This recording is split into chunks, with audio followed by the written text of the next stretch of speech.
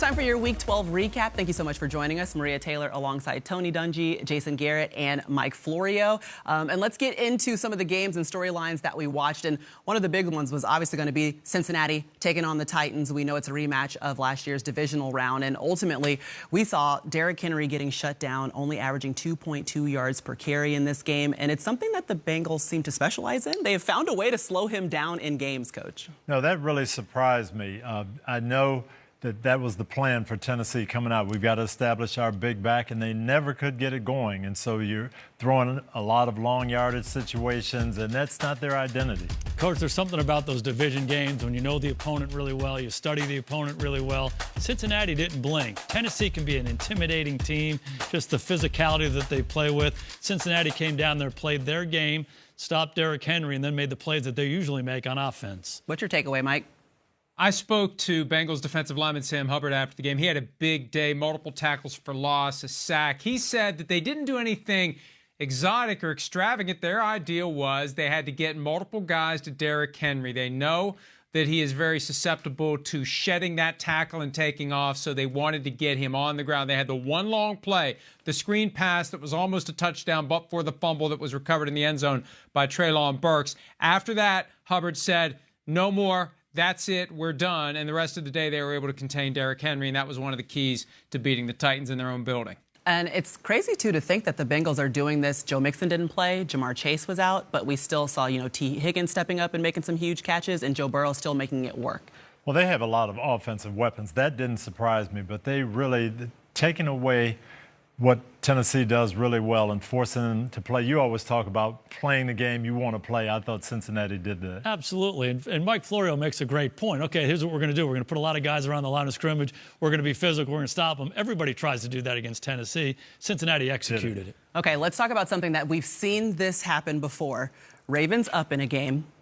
Ravens lose said game, but this time it happens against Jacksonville, Mike Florio. And what are we seeing kind of in like the late game fall from the Ravens so far this season?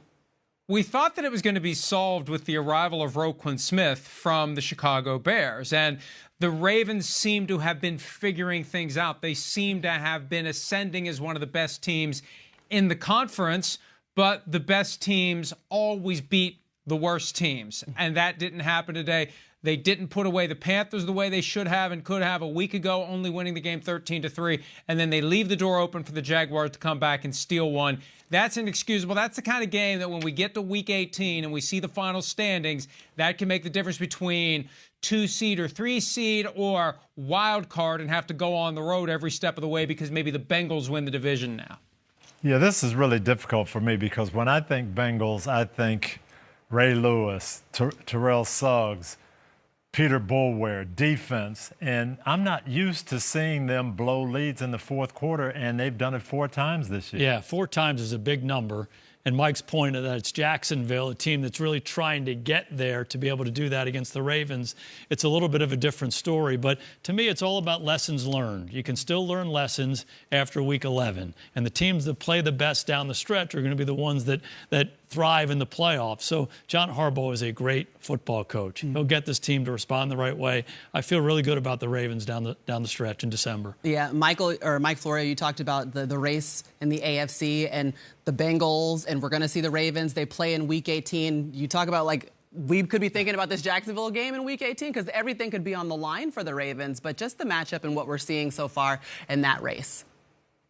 Well, overall in the AFC, I mean, I think the Chiefs have emerged as the team to beat. They've made up the game that they lost when they fell at home to the Buffalo Bills. They've passed them up, and they look like they're getting better and better. They're doing what they're supposed to do. They play an overmatched Rams team, and they don't blink.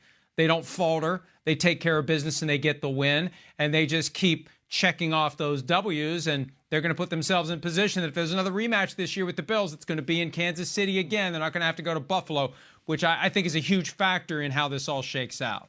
Let's talk about the NFC, the 49ers, though, the defense that we've been seeing from them. And, Coach, if we're going to talk defense, I'm going to come to you first. 94 straight minutes without giving up a touchdown of game minutes. I mean, it's pretty impressive what they've been able to do, but they've been doing it all season. Well, we saw them against Kansas City, and Kansas City put up a lot of points and a lot of yards, and you said, gosh, this doesn't look like the 49ers team, but they've gotten healthy. And now they've got their pass rushers back. They fly around in the secondary, and I just like the way they're playing right now. Coach, I just remember your defenses. There was so much speed up front. Your linebackers ran. You covered on the back end. You didn't give up a lot of big plays. That's the formula in San Francisco, and they're doing it better than anybody in football right now. Watch the game from the side and watch the get-off of the defensive linemen. It's unbelievable. They're in track stances, and they're up the field, disrupting the run, disrupting the pass. The linebackers are everywhere. They're a really good defense. John Lynch, who played safety on some of those great defenses we had, when he took over, he said, Coach, I'm going to build this the way we built it, and he has. He's doing it. You know, Mike, we had some questions about the 49ers coming into this season. They've switched now with Jimmy G is starting, but it seems as though they have gained a lot of momentum as we've gone down the stretch run this year. Yeah, and the key is keeping their key guys healthy. And to Coach's point, as it relates to John Lynch and the guys they have on that team, Chris Sims and I talk about this all the time on PFT Live. The idea that they have guys who have no hesitation, guys who will roll out of bed and kick your butt, guys who don't need to practice tackling to the ground. They don't need to have double sessions. They're always ready to go. They're always ready to run through a wall. The problem is, sometimes they get injured when they do it, but they have that mentality that John Lynch had. They got a bunch of guys with that mentality, and that makes a difference. D'Amico Ryan, defensive coordinator, obviously doing a great job coaching. Hopefully he'll be a coaching candidate. Yeah, no, I love what he's doing. He's putting guys in position. He motivates those guys, but he is letting them do what they do best, which is run and hustle and hit. And they are having fun playing football. They are. Look at their expressions when they're playing. Those are some of the best reactions, right? The 49ers defense. All right, last part of our Week 12 recap is the fill-in-the-blank game. We start with Mike White was blank versus the Bears, Coach. I'm going to say cool. He looked like he was having fun. He wasn't worried about anything. He was relaxed, and boy, he played lights out. Yeah, he was the perfect solution for the Jets today. Oh, I love that. Is that fill in the blank? That was good, yeah. That's a Princeton word. Yeah. No, we actually drafted Mike White in Dallas. We drafted him in the 5th round. He was with us for a couple of years, and he has an ability to throw the football. He threw for a lot of yards in college, and I think we're seeing that. But his poise and composure was the stuff that really jumps out. Mike? Well, exactly what the Jets needed today. And let me tell you a real quick story that he shared with me today, because he had the great game against the Bengals last year. Then he got banged up on a Thursday night against the Colts, and then there was a disaster against the Buffalo Bills. And he said he learned last year to not try to be the hero, to not try to throw the game-winning pass every time he drops back, that's part of how he has developed and matured. And it sounds a lot like what they need Zach Wilson to do. And I said that to him. It's exactly what you're trying to get the second-year quarterback to figure out. And he said, you know, a lot of young quarterbacks have to realize you can't try to be the hero every single play. That's what White was doing last year, and that's what Wilson's been doing too much of this year. Just what the doctor ordered, 266 total yards of offense for them, and that was a season high. All right, the best team in the AFC East is... I'm going to say Miami right now, this instant. Buffalo has made some mistakes that we're not used to seeing from them. I think Buffalo can be the best team, but just the way they played the last couple of weeks, boy, I love where Miami is. I agree. I still like Buffalo. I still think Buffalo has a chance to be the most complete team. The quarterback is off the charts. He's at his best when he spreads it around. They seem to do that a little bit more last week. And the defense is a little underappreciated in Buffalo. Leslie Frazier's done a great job there. And, you know, hopefully Von Miller gets back for them sooner rather than later. He's an impactful player for their defense and for their whole team. Mike? Yeah, I think on paper it's the Bills, but as a practical matter, it is the Dolphins right now. And I think the difference may be as simple as the Bills feel the pressure to finally deliver, to finally get past the Chiefs, to finally get back to the Super Bowl after all these years. I don't sense that the Dolphins have that. And that can wear a team down in key moments. And the Dolphins go out and they play loose and they play free, and they look pretty good today. I know it was the Texans, but they still look pretty good. Okay, the next one, the Chargers' comeback win was what? Critical.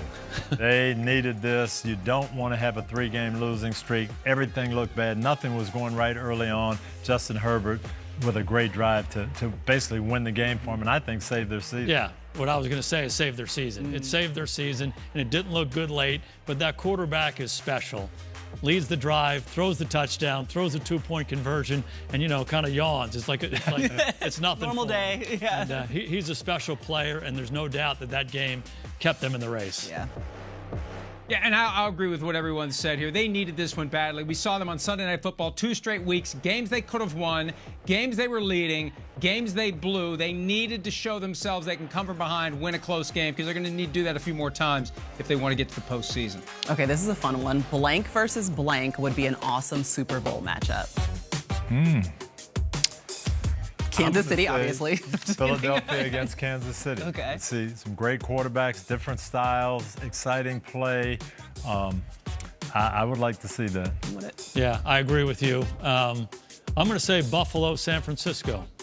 And hard not to want to see Patrick Mahomes play. Yeah. He's as good as it gets. Philly's been the best team, but I like Buffalo. Buffalo's going through some tough times at different points this season. Injuries. And I think they're going to come out of it. I think they'll be better served because of it, and that toughness will help them in the playoffs. And we just talked about San Francisco. That defense gets going. That defense travels. Yeah. Mike? I'm going to say New England and Minnesota. Minnesota, let's go. Yeah, just say it. Just because the game the other night was so good, back and forth, down to the wire. Our two coaches did such a great job calling the game with Mike Tirico. I actually watched the entire game the next day. That's how much I enjoyed hearing you two guys on Thursday night. We knew that you were going to say that, though. We didn't even have to really ask the question. So, Buffalo, Minnesota, you remember that? That would be a great rematch. Let's see it. I don't know that I'd survive that. Okay, well, we're going to let Mike Florio go to bed, and we're going to see you guys for Week 13 football night in America. We've got the Cowboys taking on The Colts. the Colts. I was hoping my producer would hop in my ear and tell me, but he didn't. We'll see you next week.